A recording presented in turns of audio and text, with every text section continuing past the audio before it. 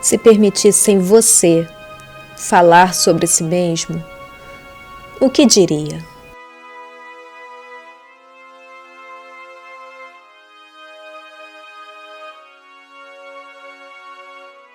A mais famosa cortesã do Império, que circulou por quase todos os espaços. Quase todos.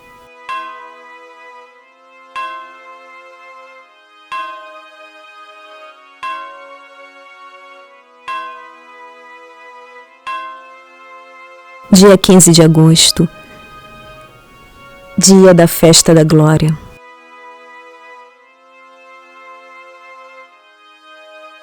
Todos os anos eu levava minha oferta para que a Nossa Senhora me perdoasse.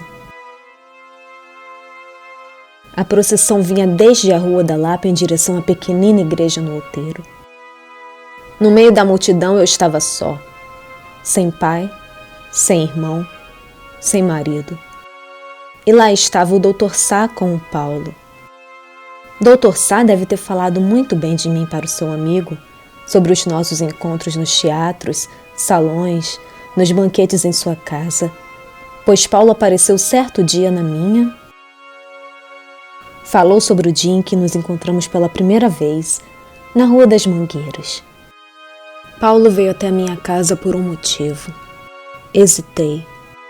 Ele se indignou, pensou que eu esperava que ele me cortejasse. Eu acompanhava os homens, porém sempre chegava o dia em que era preciso deixá-los, sem explicações, sem pretextos. Eu me dava o direito de ter minha liberdade.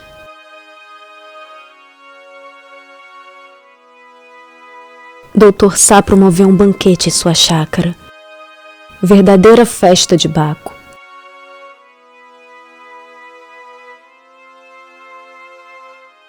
Os convidados eram Sr. Couto, Sr. Rochinha, mais 3 mulheres, Paulo, e eu era a atração principal.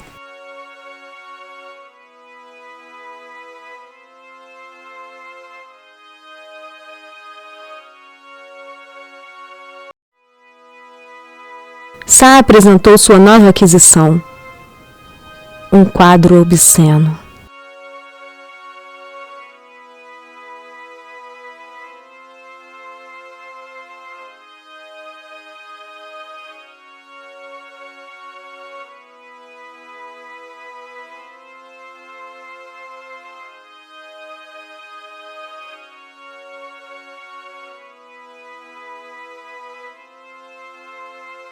Fui convidada a posar para todos como se eu fosse a modelo daquela obra.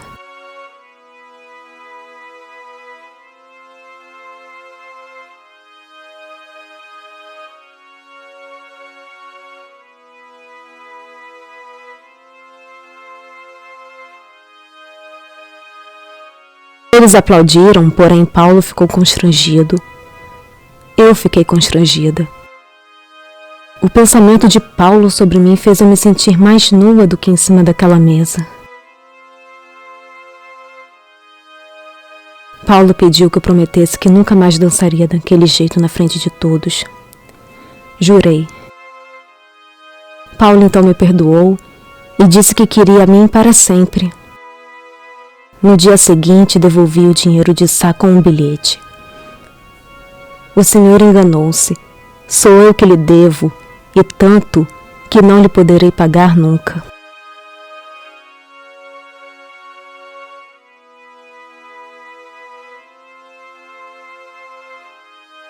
A partir deste episódio, ficou explícita a afeição que Paulo e eu nutríamos um pelo outro. Ele já frequentava minha casa 5 dias por semana.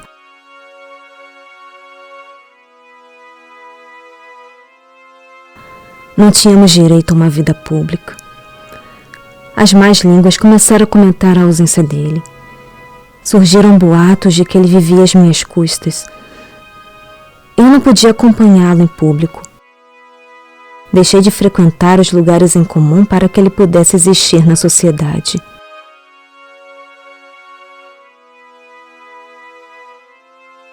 Ora, porque eu vendo meu corpo para uns, não posso oferecê-lo por afeição a quem eu desejar? Ora, se apareça um escândalo, se me recolho, começam os comentários maldosos.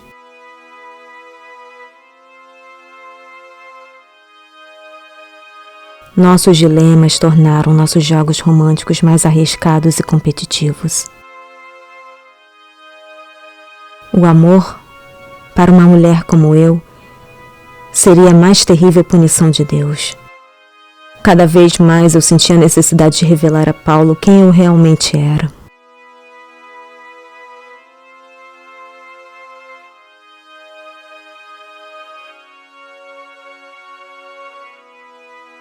1850. Epidemia de febre amarela. Eu tinha 14 anos. Meu pai, minha mãe, meus irmãos, todos foram acometidos pela doença, exceto eu. O que eu poderia fazer para não deixar minha família sucumbir de doença e de penúria? Apelei às ruas. Um homem me levou até a sua casa em troca de moedas.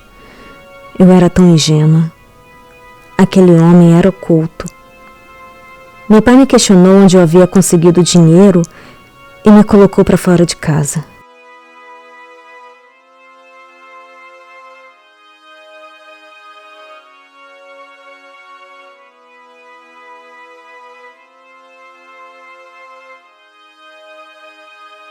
Todos da minha família se foram, exceto minha irmã, para quem eu passei a viver, ainda que distantes uma da outra.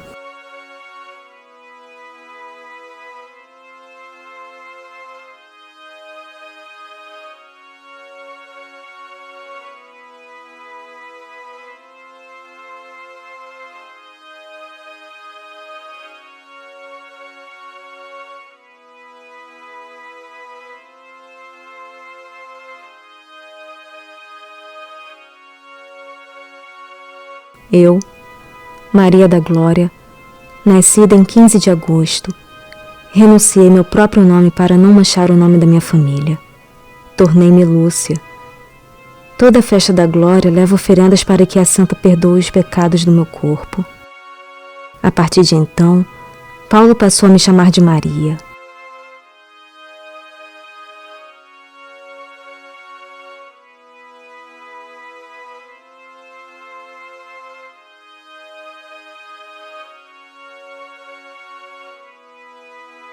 Eu tinha já meus 19 anos quando aconteceu.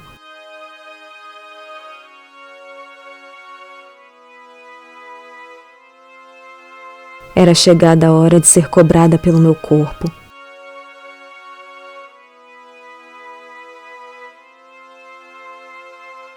Meu corpo padecia carregando o filho de Paulo.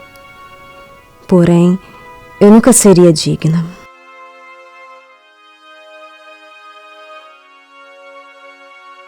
Meu corpo foi o túmulo do nosso filho. Deus não permitiria que nascesse de mim.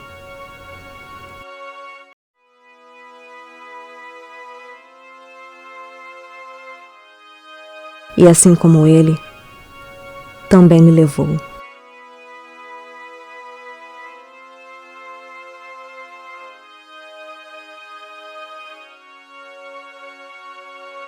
Esta sou eu dentre tantos perfis.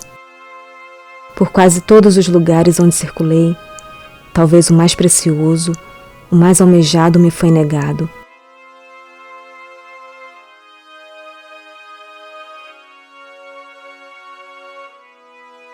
Primeiro por um devasso, depois por meu pai, no fim, por toda a sociedade.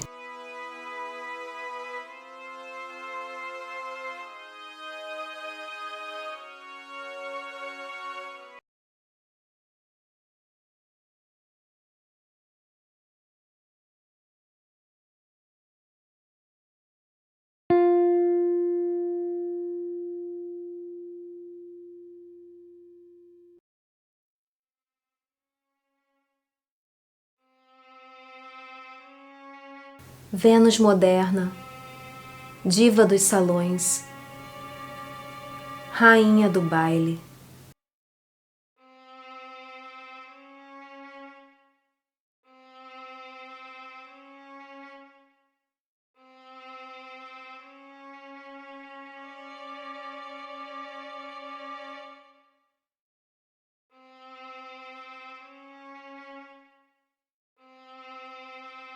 Uma doença grave me acometeu quando eu tinha 14 anos. Uma febre forte, pontadas no peito, delírios. Minha família estava angustiada, temerosa pela minha vida.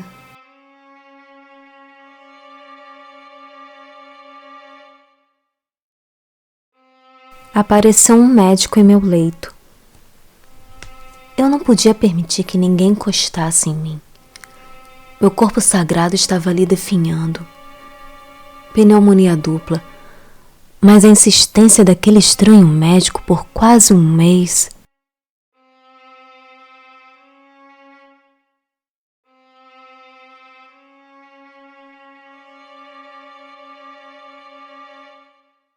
Fiquei curada. Eu era uma menina de quem todos zombavam.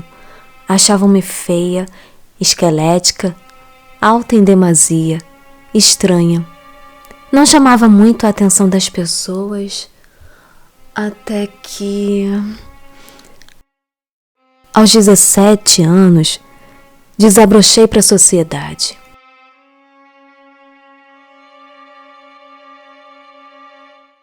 Eu perdi mamãe muito cedo.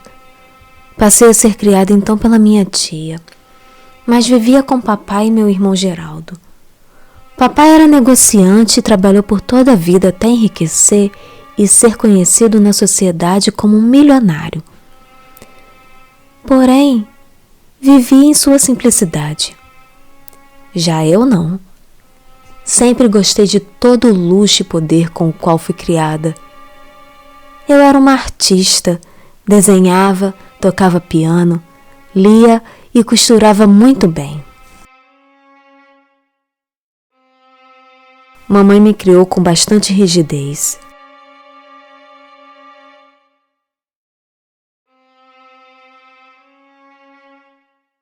Nós morávamos em uma bela casa em Santa Teresa, com um belo jardim e aos fundos uma vasta mata. Certo dia, eu tinha 11 anos. Decidi adentrá-la sozinha, sem mamãe ou a professora. Eu senti muito medo. O pânico tomou conta de mim.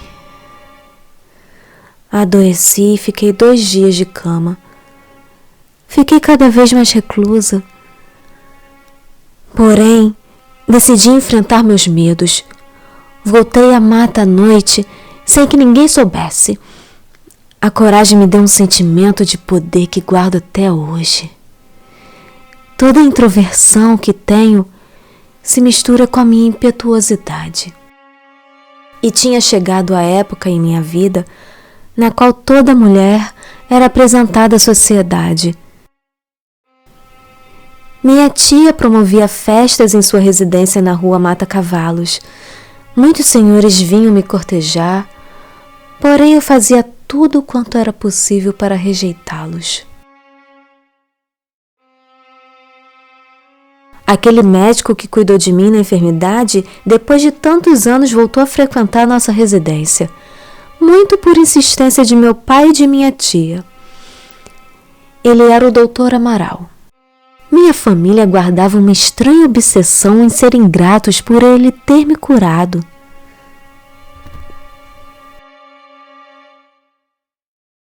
Eu não me sentia muito bem diante desse sentimento de gratidão. Faz com que as pessoas se sintam superiores por terem realizado uma boa ação. E quem a recebeu, parece que tem que entregar-lhe a alma em nome da gratidão.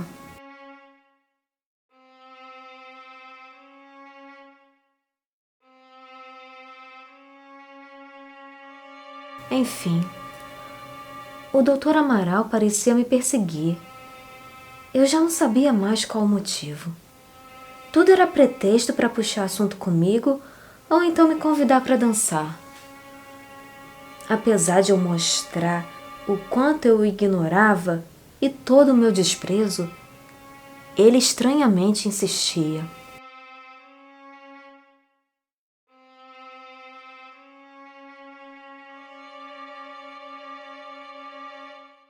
Todo o meu orgulho se transformou em vergonha. Eu descobri tarde que eu havia sido a sua primeira paciente. E não somente o Dr. Amaral havia salvo a minha vida da enfermidade, como aceitou somente a gratidão de meu pai. Não aceitou a remuneração pelo seu trabalho. Eu pedi perdão a ele. Nós nos tornamos amigos. Nos encontrávamos nos bailes, nos salões, na residência da minha família. Passeávamos por Santa Teresa.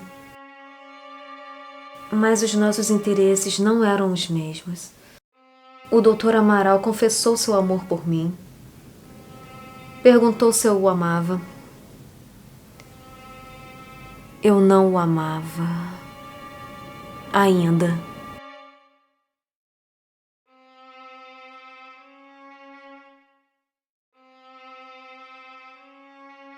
Eu não tinha medo de amar. Tinha medo das desilusões. Não acredito em amor à primeira vista. Aquele que eu amar deve ser o único, o verdadeiro, para toda a vida. Os versos dos poetas são lindos. Porém, mais do que o objeto sobre quem falam, o que amam é a sua própria imaginação. Eu tinha toda a gratidão por Amaral, mas eu tinha dúvidas se ele era a pessoa certa.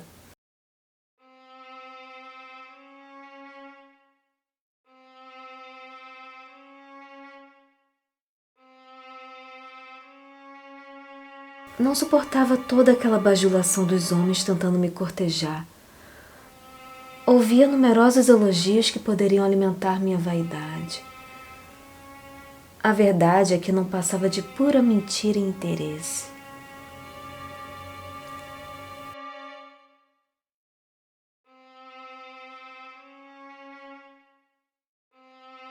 Solidão.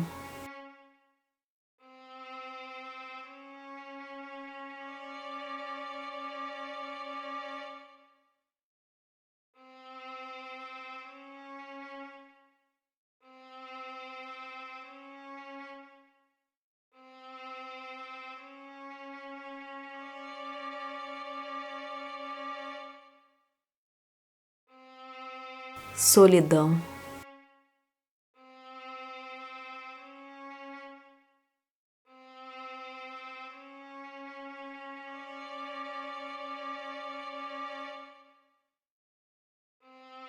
Não queria iludir Amaral, mas também não podia mantê-lo perto de mim, para que não nos machucássemos.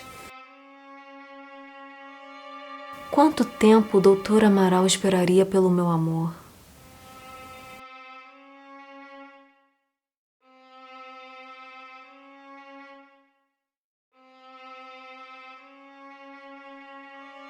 A linha tênue entre o amor e o ódio.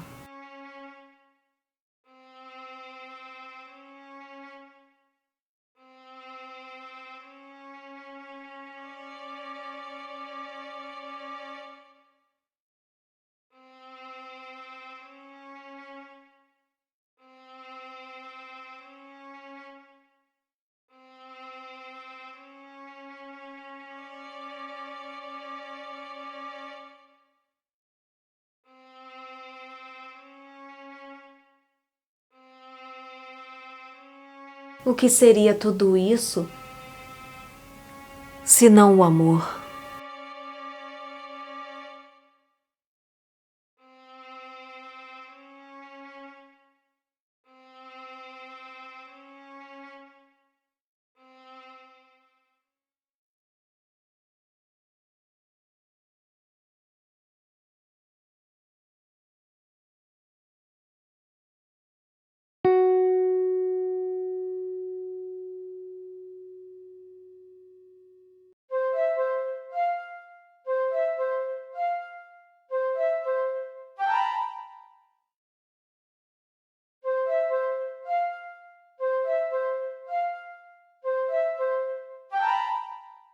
Qual é o maior desejo de uma mulher?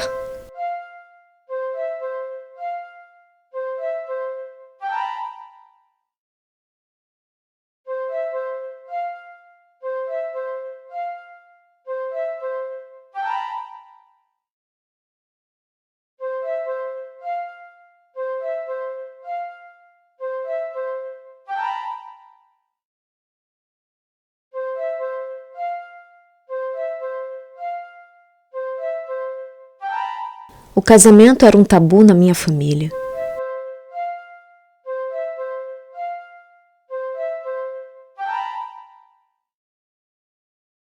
Meu irmão e eu crescemos sem conhecermos nosso pai já falecido. Agora, imagine uma moça na idade de se casar, descobrindo que toda a sua vida foi uma mentira.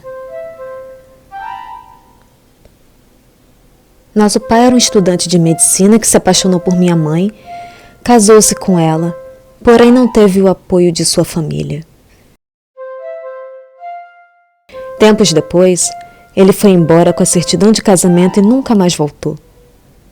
O que é uma certidão? Um contrato?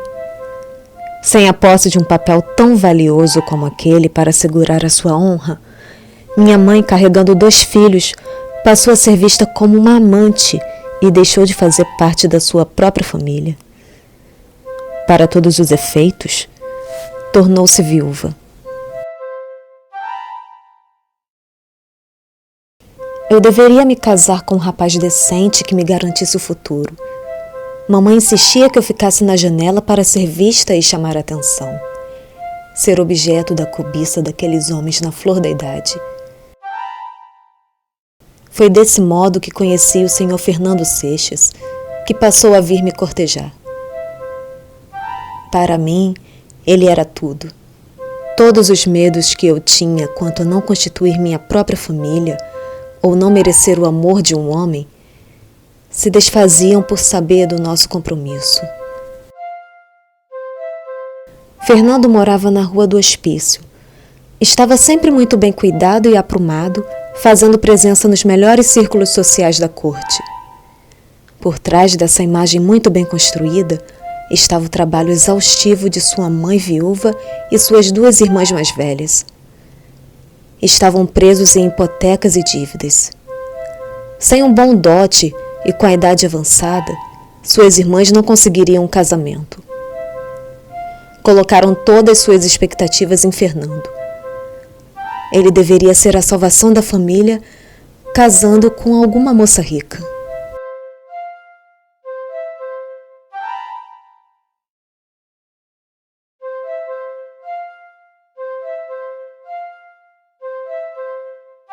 Quanto vale um homem e quanto vale uma mulher?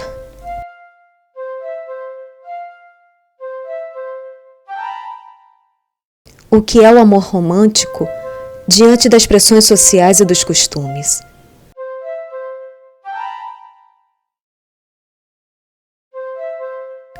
O amor é somente uma peça de leilão para quem estiver em condições de oferecer o maior valor. Foi o que aconteceu. O pai de uma moça chamada Adelaide ofereceu a maior oferta e levou a promessa de casamento com Fernando em um grande jogo de interesses.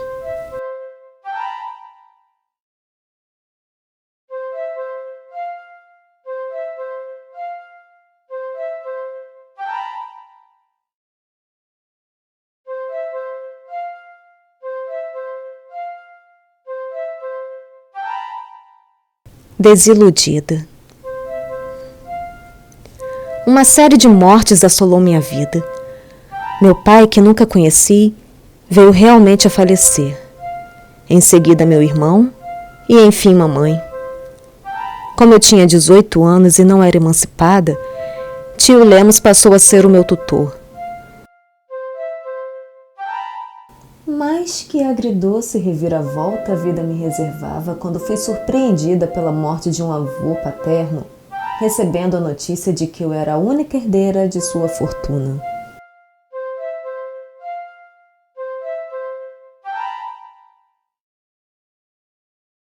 O dinheiro, aquele metal precioso que resolve todos os problemas e pode ditar o poder.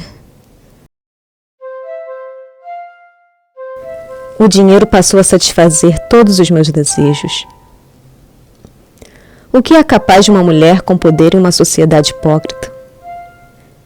O poder de construir uma teia muito bem arranjada e difícil de fugir. A tarefa era simples e sigilosa. Tio Lemos deveria encontrar-se com o pai da noiva de Fernando e informar-lhe que sua filha se casaria com o Sr. Torquato, por quem ela realmente estava apaixonada. O dote seria de 50 contos de réis doados inteiramente por mim. Consumado o trato, tio Lemos deveria se encontrar com o Sr. Fernando Seixas e oferecer-lhe um dote de 100 contos de réis de uma jovem moça que não queria ser identificada. Quem resistiria? A princípio ele recusou. Veja só, ele era um homem de palavra. Já estava noivo. Mas não contava que o seu noivado já havia sido desfeito pelo pai de sua noiva. Logo que se viu sem um dote reservado, veio procurar Lemos para assinar nosso contrato às cegas. Agora sim eu podia oferecer a oferta maior.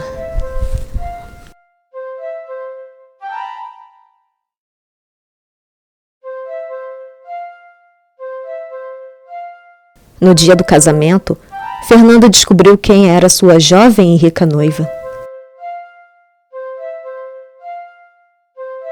Imagine a cara de felicidade ao saber que estava se casando com a maior paixão de sua vida.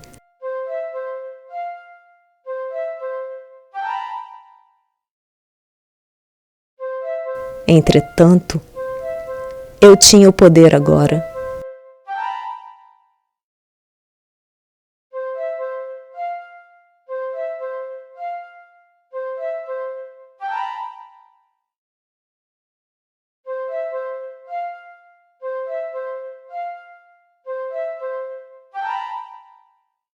Amor?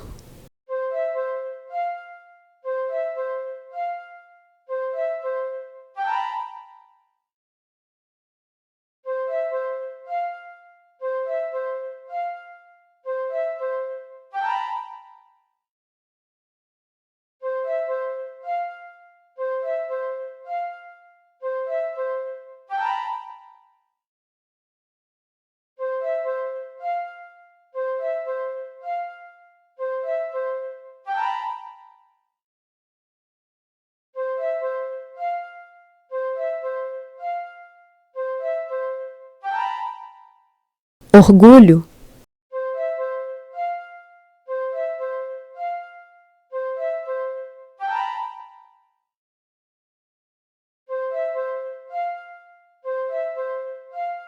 Dois corações batendo isolados.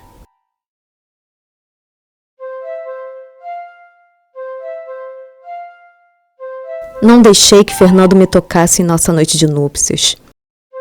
Não consumamos o casamento nem o amor que guardávamos um pelo outro no passado. Nosso casamento seria somente a representação de minha posse sobre ele.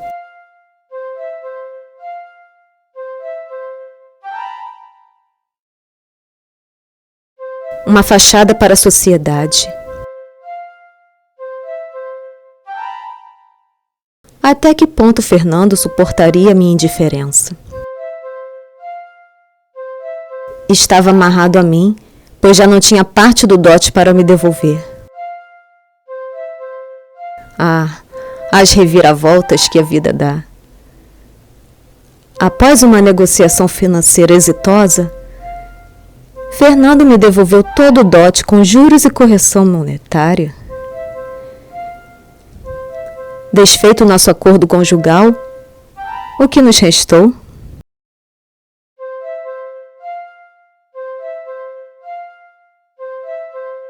O amor consumado com o primeiro beijo em nossa câmara de núpcias.